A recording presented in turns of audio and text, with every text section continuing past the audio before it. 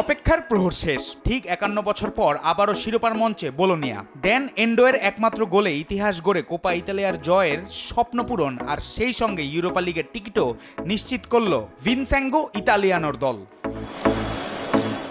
ম্যাচের দ্বিতীয়ার্ধের ৮ম মিনিটে নাটকীয় সেই মুহূর্ত। মিলানের হার্নান্দেজের ট্যাকল, বল গড়াচ্ছে আর সবার অলক্ষ্যে একদম ফাঁকা জায়গায় ড্যান এন্ডোয়ে। ঠান্ডা মাথায় নিখুঁত ফিনিশিং। মিলানের শিবিরে নেমে আসে নিস্তব্ধতা, আর বোলোনিয়ার গ্যালারিতে শুরু হয় বাঁধ ভাঙা উল্লাস।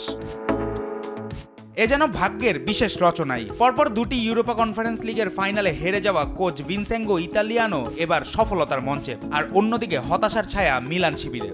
জানুয়ারিতে সুপারকোপা জয়ের পর এটিই ছিল আরেকটি শিরোপার বড় সুযোগ, কিন্তু সব স্বপ্ন যেন থমকে গেল সেই এক গোলেই। এই হারে লিগ টেবিলেও পিছিয়ে পড়েছে মিলান, ৬০ পয়েন্ট নিয়ে ৮ম স্থানে।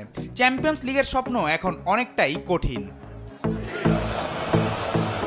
সেই ১৯৭৪ সালে শেষবার কোপা ইতালিয়া জিতেছিল বোলোনিয়া। ঠিক ৫১ বছর পর আবারও সেই ট্রফি শহরে ফিরল। শিরোপার আনন্দ ছড়িয়ে পড়ল বোলোনিয়ায়। পিয়াজা মেজিওয়ে হয়ে উঠে বিজয়ের উৎসব মুখর এক মিলন মেলা। কারো হাতে ইতালির পতাকা, কেউ বা নাচছেন লাল নীল রঙিন ধোয়ার মেঘে, কেউ আবার হাতে তুলে নিয়েছেন ফিলিস্তিনের পতাকা। শিরোপা উৎসব উদযাপনেও যেন শান্তির বার্তা। জুবায়ের নূর, স্পোর্টস ডেস্ক, দেশ টিভি।